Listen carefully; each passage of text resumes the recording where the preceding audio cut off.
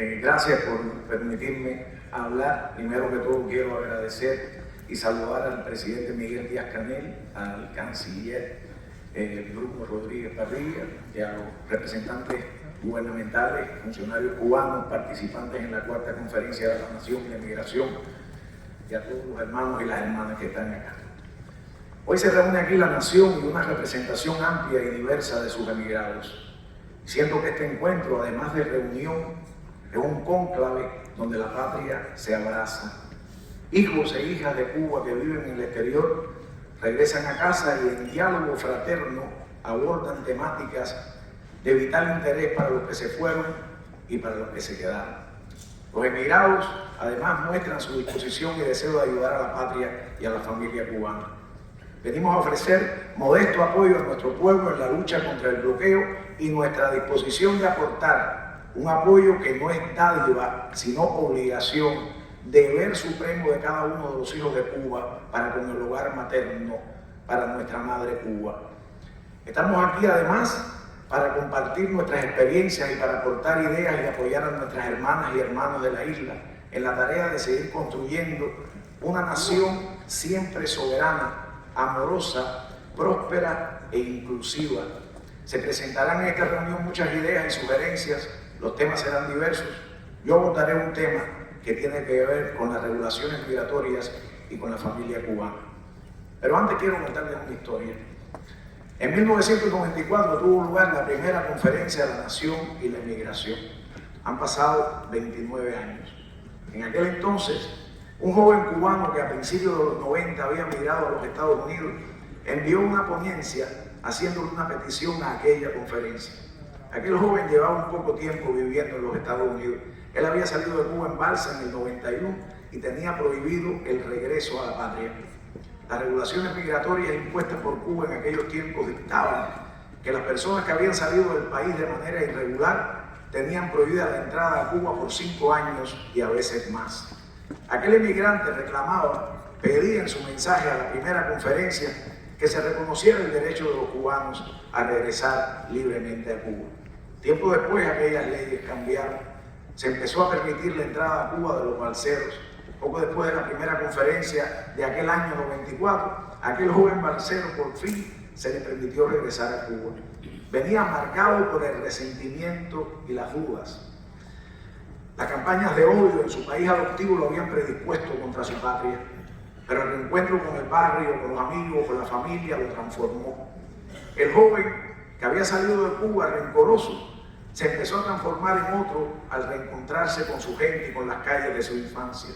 Y de pronto, desbordado de emociones, alegre por el regreso y triste al observar las necesidades y dificultades que atravesaba aquel pueblo durante el periodo especial, su pueblo, al mirarse en los ojos amorosos de su padre comunista, al mirarse en los ojos amorosos de su vecino gusano, entendió que él nunca podría ponerse en contra o desearle mal a ninguna de aquellas personas.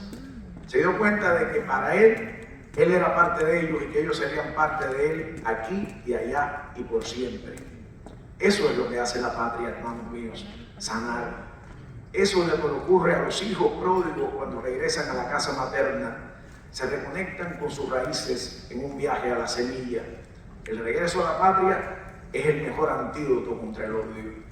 Como dijimos hoy en día, las cosas han cambiado bastante y la mayoría de los emigrados pueden regresar a Cuba. Pero hay un grupo de emigrados que no puede regresar. Hay un grupo de compatriotas emigrados que están privados de nutrirse de ese aire revitalizador que dan la familia y la patria. Me refiero a aquellos cubanos que se quedaron en otros países mientras cumplían una misión del gobierno cubano o después de haber firmado contratos laborales y compromisos en otras naciones a nombre de Cuba. Este grupo por lo general está compuesto por médicos, profesionales, deportistas y otros. Estos cubanos están obligados a esperar 8 años para regresar al país. La ruptura de un contrato de trabajo en el exterior conlleva en la práctica a la prohibición de entrada en el país. Esto implica para ellos casi una década sin ver a sus padres, a sus hermanos, a sus hijos, a sus vecinos, a su barrio, casi una década sin respirar el aire regenerador de la patria. Entendemos que el país tiene que buscar la forma de proteger su capital humano. Agradecemos además al gobierno cubano por haber respondido positivamente en situaciones humanitarias y haber permitido la entrada excepcional de algunos sobre los que pesa la prohibición. Pero creemos que las regulaciones que se aplican para desestimular estos hechos y evitar o disminuir el robo de cerebro no deben conllevar a una prohibición de entrada al país por 8 años. Eso es de hecho un destierro forzoso y doloroso. Esta medida castiga no solo a los que rompen un contrato y se quedan, sino también a los familiares que permanecen en la isla. Se intenta desestimular la ruptura de un contrato de trabajo castigando a quien rompe o viola ese contrato, pero se termina castigando no solo al infractor, sino también a la familia que queda atrás. ¿Cuántos cumpleaños perdidos? ¿Cuántos nacimientos?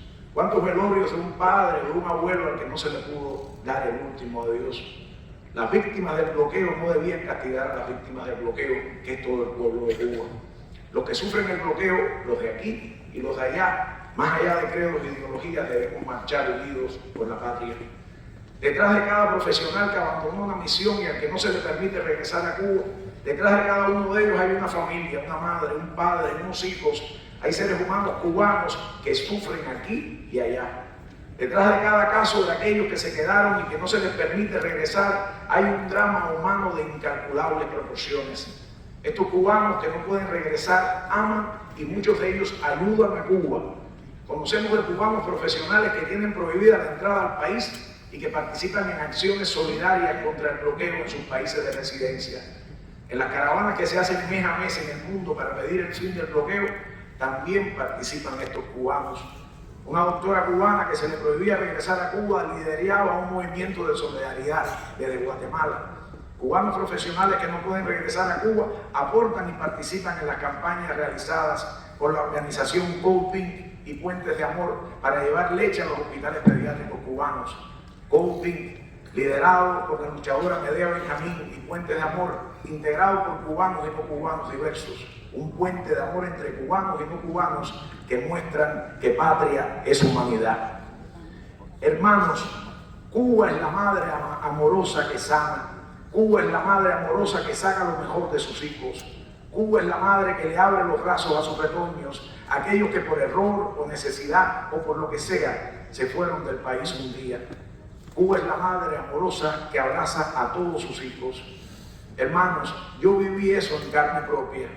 Yo soy aquel joven de hace 29 años. Yo fui aquel balsero que escribió aquella ponencia pidiendo en aquella primera reunión de los emigrados del 94 que se flexibilizaran las prohibiciones migratorias que existían hace 3 décadas. Y cuando aquellas regulaciones se derogaron y pudimos regresar a Cuba, sentimos en nosotros el poder transformador del barrio y de la familia. Aquella flexibilización no solo trajo paz a mi alma, sino que también tuvo un poder sanador para mi padre, para mis hermanos y para mis familiares. Al regresar de pronto yo y muchos como yo pudimos tener una relación funcional con nuestro país de origen, donde el abrazo familiar se convertía en algo tan simple como tomar un avión y aterrizar en La Habana. Presidente Díaz-Canel, invito al gobierno cubano a que levante la prohibición de entrada al país de los emigrados que en la actualidad no pueden hacerlo debido a la regulación de los 8 años. Hace 30 años le solicité al gobierno cubano que derribara muros y construyera puentes. Si en aquel entonces no me hubiera podido permitir la entrada al país, quizás mi vida hubiera naufragado en los mares turbulentos del odio. Si me hubieran cerrado las puertas, si mi padre hubiera muerto sin yo poderle decir adiós, quizás hoy yo no estaría aquí tratando de poner un granito de arena con todos ustedes para construir puentes de amor. Yo sentí lo que se siente cuando se regresa a Cuba. Yo regresé del odio. Yo soy testigo vivo del efecto mágico que tienen nuestras almas, el barrio, los amigos, la patria y la familia. Retornar al hogar materno sana el alma de todos, los que se fueron y los que se quedaron. Por eso abogo y seguiré abogando porque se levanten esas restricciones migratorias de los 8 años y cualquier restricción que dificulte o impida el regreso de los hijos de Cuba a su tierra natal. Si vamos a luchar juntos por Cuba, la batalla que tenemos enfrente requiere del esfuerzo de todos. Si vamos a luchar juntos, la casa familiar debe ser el hogar amoroso de todos y no podemos darnos el lujo de esperar. La familia cubana no puede esperar, ni la patria tampoco. Que se derriben todos los muros y se construyan puentes, sí, puentes de amor, esos puentes de amor que según la palabra del presidente Miguel Díaz-Canel son indestructibles. Que Dios bendiga a Cuba, que Dios bendiga al mundo y que la caridad del cobre extienda su manto protector sobre el pueblo de Cuba siempre, siempre, siempre.